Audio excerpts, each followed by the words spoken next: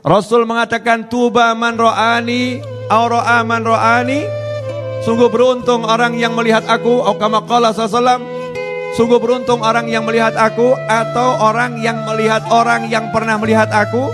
Dan dilanjutkan atau melihat orang yang pernah melihat orang yang melihat aku. Allahumma shalli wa sallim. Lah kalau melihat orang yang pernah melihat Nabi SAW dikatakan tuba, beruntung, mendapatkan satu tempat di surganya Allah Subhanahu wa ta'ala. Lantas bagaimana dengan orang yang langsung melihat Nabi Muhammad SAW? Alhamdulillah kita semua dikasih kesempatan. Qala Rasulullah sallallahu alaihi wasallam, man ra'ani fil manam faqad ra'ani haqqan fa inna syaitana la yatamatsalu bi, atau kama qala sallallahu. Siapa yang melihatku di alam mimpi, man ra'ani fil manam.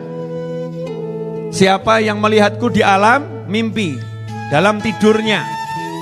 Artinya betul-betul melihat Nabi Muhammad sallallahu alaihi wasallam.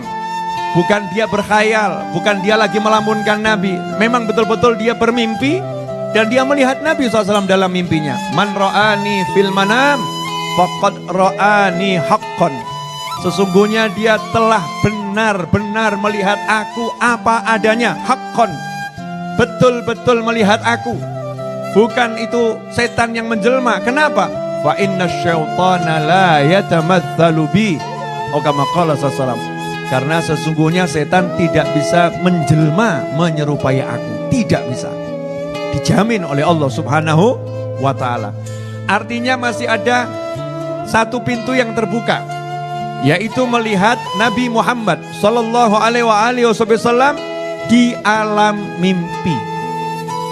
Melihat Rasulullah SAW di dunia mimpi. Dan dunia mimpi itu menjadi perantara untuk kita semua yang imannya masih lemah, untuk melihat Nabi Muhammad sallallahu alaihi wasallam.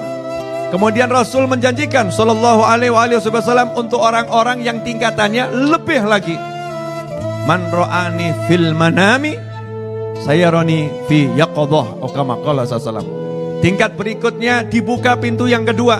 Melihat Rasul tahun berapapun, zaman apapun, era siapapun, kondisinya bagaimanapun, berada dimanapun, bisa melihat Nabi SAW secara kasat mata langsung, bukan lewat mimpi. Yang bicara siapa?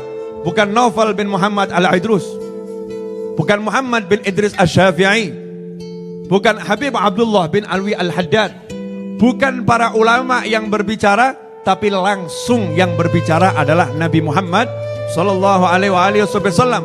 Siapa yang pernah melihatku di alam mimpi, maka dia akan melihatku secara jaga, secara kasat mata. Syaratnya tingkatan yang pertama diperoleh dulu. Lihat di alam mimpi dulu, baru nanti melihat kasat mata. Begitulah prosesnya wahyu.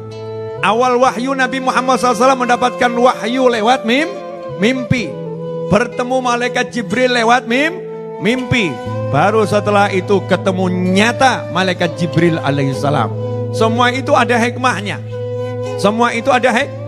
Dibuat berjenjang.